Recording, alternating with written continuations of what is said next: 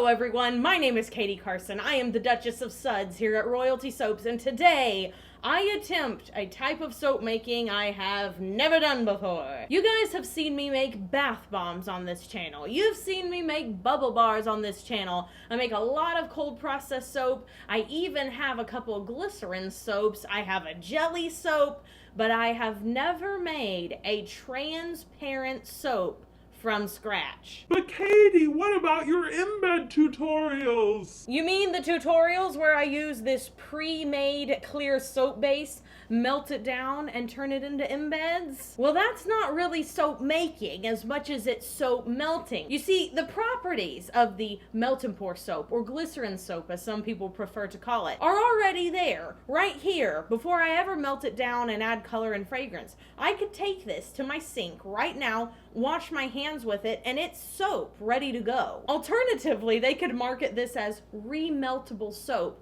but someone has to make this clear soap to begin with. And that, my friends, is what we are going to try to do today. There are lots of different forms of soap making. Like I said, what you see me do here on this channel is mainly cold process. I feel cold process soap making, because you do not have a heat source, is the most creatively forgiving. You get a really runny, watery batter. You have tons of times to incorporate all of your additives. There's just a lot of pros to it. Hot process soap making, you add a heat source. So you cook it on a stove or in a crock pot, and that heat speeds up the process of your soap making. So a lot of the times you end up with this sort of thicker, gelatinous, a little bit like oatmeal or applesauce consistency. To me, it's harder to make designs with. It would be harder to incorporate colors, harder to incorporate any sort of botanicals. It typically has a pretty lumpy look to the soap, and I just don't prefer it. There doesn't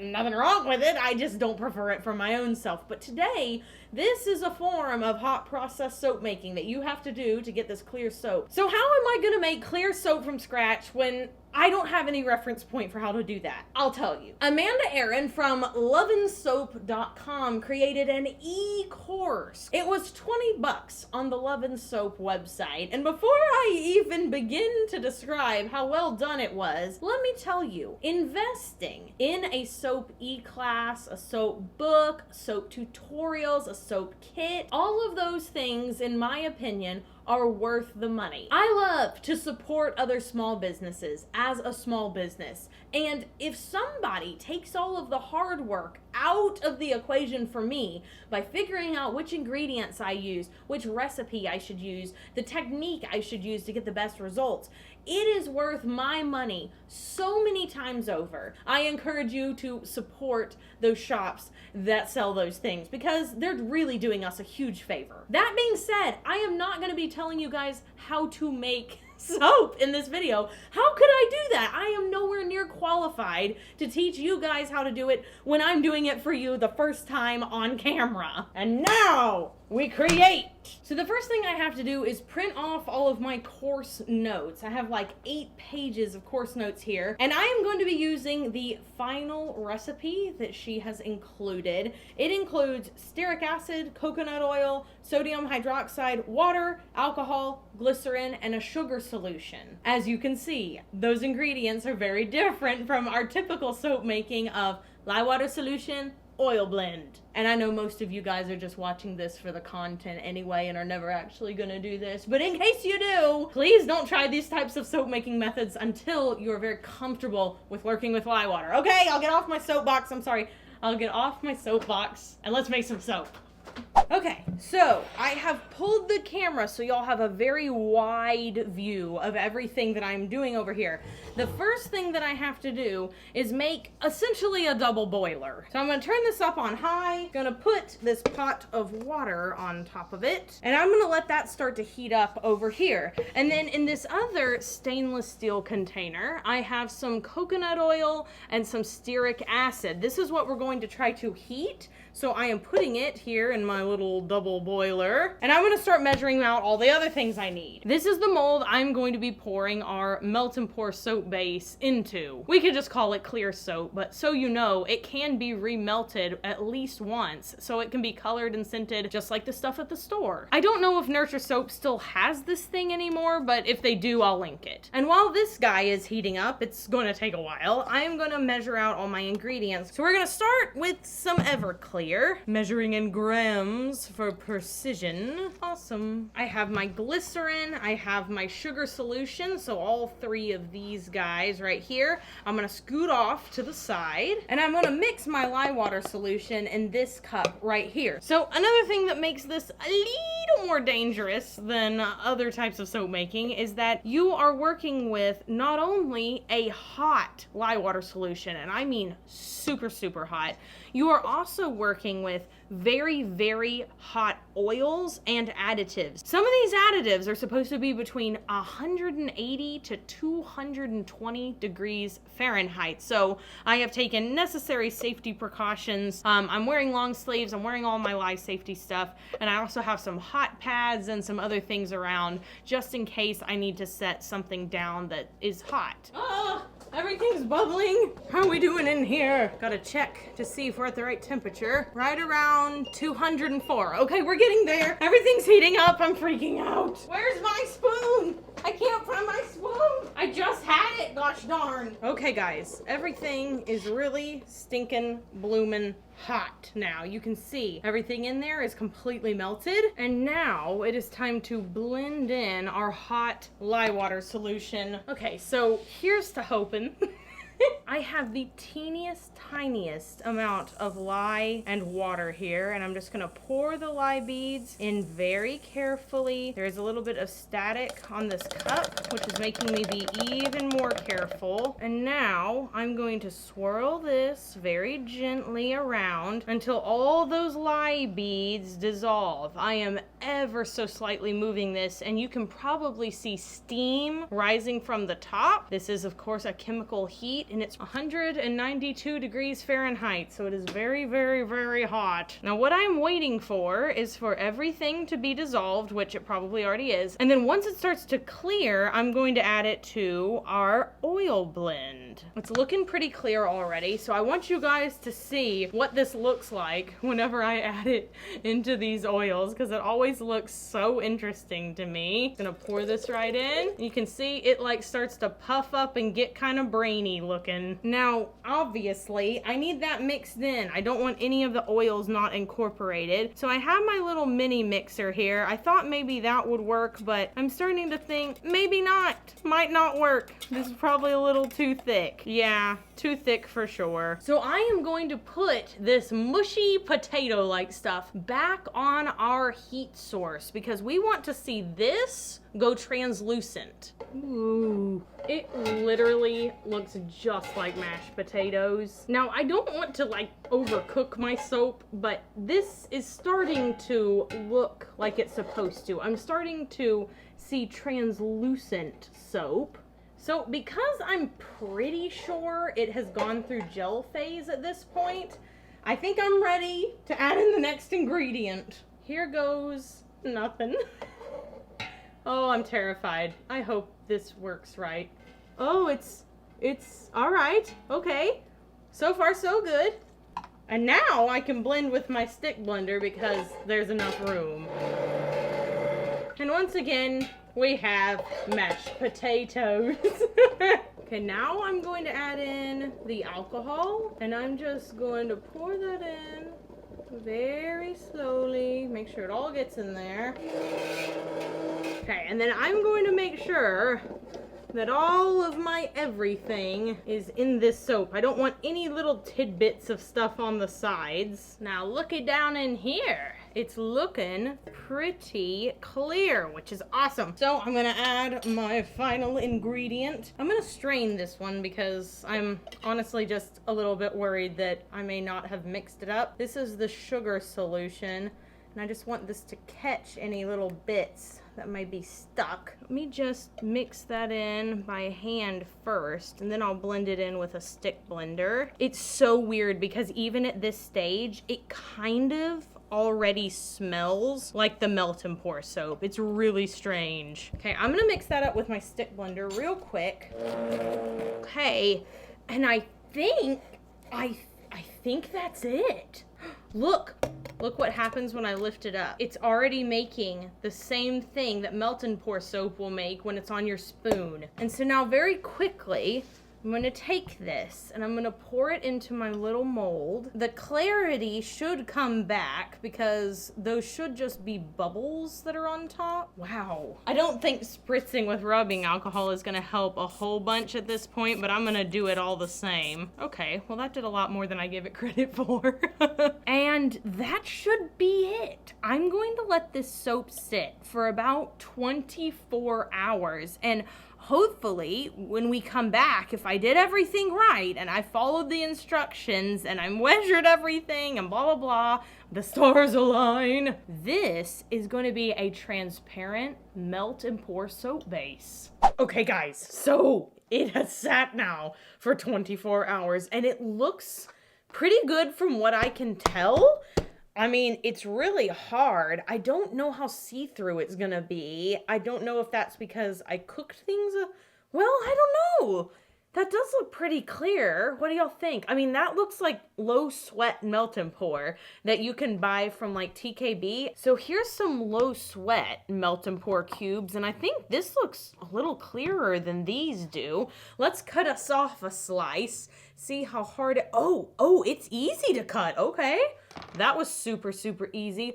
Wow, look, you can see my fingers through it. Looks like there's a little fogginess in there. I think that might have been from me not melting the sugar down completely.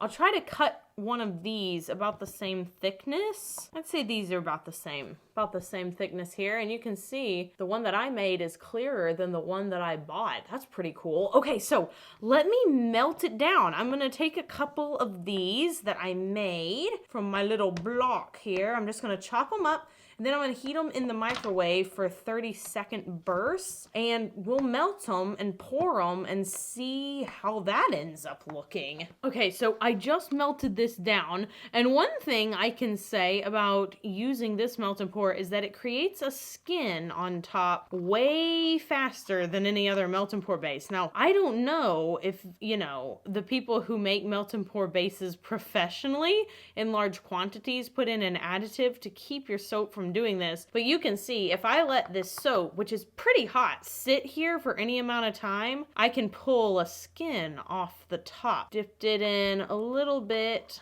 of gold mica, get a little shimmer in there. I'll just incorporate it by mixing. Might even add a teeny tiny bit of fragrance oil in it.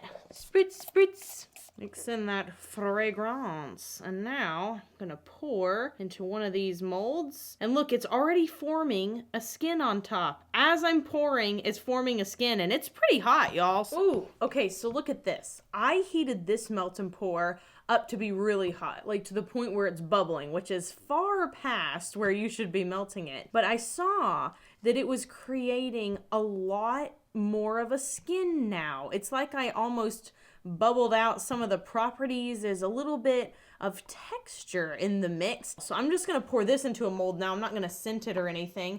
And I'm gonna see how it settles in a bar, just for funsies. Like, is that gonna actually all come together and still make one soap? Is something gonna sink to the bottom?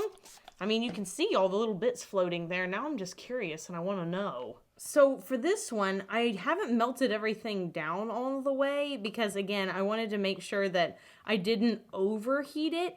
And it seems like I could melt it about halfway down, and some of this is dissolving pretty well by just me stirring it. That's something I have noticed with these batches, is that it hardens faster. So like these guys already have a thicker skin than they normally would.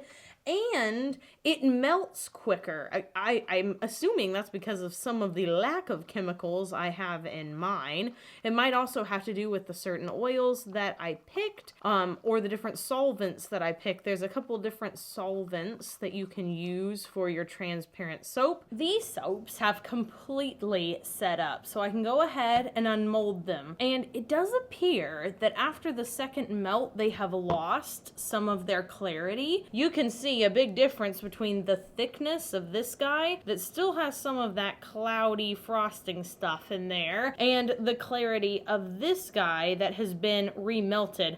I'm gonna chop this in half to see if it's just the general thickness of it that's making it so hard to see through. Chop right down the middle, and after a second melt, by the way, it is still very, very easy to chop. I'll hold this up so that you can see. You can still see my fingers through it, but it's not a very good picture of my fingers. It's still pretty foggy. I'm gonna blame user error for this because this is the first time I've ever made clear soap before, and I am in the Facebook group for the Love and Soap community, and I can tell you a lot of the people in there who are making this are getting clearer results than I was, and they've also made it way more often than I have. So they have really, really beautiful melt and pour masterpieces in that group. So I'm pretty sure at this point I didn't mix something well enough. And now I believe we should test this in the water. Put some water in this white bowl. It's room temperature. And now I'm gonna use the soap. So right off the bat, not a ton of bubbles. I will say that. It's not a very bubbly bar. I don't know if that's much of the point of this soap. It could also just be the way I added ingredients or which ingredients I chose to use, but I'm not getting tons of bubbles off of it, even though I do feel it going onto my hands quite a bit. So it's getting on my fingers, it's just not lathering. Now I'm gonna try this bar that I didn't remelt, see if I get more bubbles off of that. Okay, I do. I am getting more bubbles off of the thing that I didn't reheat. Now, not a ton more, but a little more. There we go. That's a little bit better. Just gonna lather it up. Dip this in here. Rinse off my hands a little bit. They don't feel dry, so that's good. Sometimes melt and pour can be pretty drying in my opinion, but this feels nice. It doesn't feel rough on my hands at all. Wipe my hands off on a towel and all right, yeah, so I don't feel any different really. My skin is eczema prone. I have eczema prone hands, and nothing feels very tight or cracky. That's great. I'm not really sure if I'm drawing any super big conclusions from this experiment besides it was really fun to try. I am very surprised that I got any sort of semi-transparent soap. And overall, I'm just impressed with how quickly you could make your own transparent soap base. I know a lot of you guys are gonna ask about a cost breakdown for this item. Is it worth it to make your own versus going and purchasing some? And it kind of depends. It depends on if you're going to make a lot of it or if you only want to make a pound or two. It depends on how much time you have, if you're trying to sell it, if it's for a hobby, blah, blah, blah. So I will go ahead and tell you my opinion for royalty soaps. I would never make my own glycerin soap base to use for my company to replace the glycerin soap base that I purchased because it takes a lot of time to work out the kinks, especially if you're going to use it for your best-selling product, and it uses heat, which I don't really like for either me, myself personally, or the people that work for me to have as like an extra safety thing involved. So for me, no, it is not worth the cost of time and raw materials to make my own melt and pour soap. It is much more cost effective for me to buy it from someone who has already perfected it and is delivering me a finished good. Now, just because I'm not going to use it on a mass scale for my business doesn't mean that I don't recommend trying it at home if you are already an intermediate to an advanced soap maker. It was really interesting to watch the different chemical processes, and Amanda Aaron's e-class made it so easy. Like I said, she has really, really good class notes. I definitely recommend that e-course if you're looking to make these. It was super, super fun. If you would like for me to try a different type of soap making, maybe you want to see me do hot process or cream soap or liquid soap, which I have also never successfully made? That is going to be the question of the day. Do you want to see me branch out and try other types of people's specialities in soap making? Or would you rather me stick to cold process and do more stuff with that? Let me know down in the comments below. I will have 2 comments from me down there that you can give a thumbs up to. This was really fun. I hope you guys enjoyed today's video. If you did, please give it a big thumbs up. Subscribe to the channel. Leave us a comment down below letting us know what you liked about it. And be sure you do something fun for yourself today. Oh yeah, and if you want to follow me on TikTok, if it's still there, or Instagram, you can do so. Royalty Soaps. That's what I am on all the platforms. Just Royalty Soaps. No dots, no underscores, no capitalization, no anything. It's just Royalty Soaps. I hope you all have an absolutely royal day. Be sure you do something fun for yourself today, like going out and getting an education on a variant form of your craft. Maybe you are someone who crochets hats. Try crocheting a sock. Maybe you are someone who makes animals out of polymer clay. Today, try to make a cake out of clay. I don't truly care what you do with your day. Just be sure you do a little something fun for yourself, whatever that is for you. And I will see you guys in the next video. So until then, bye for now. Meow.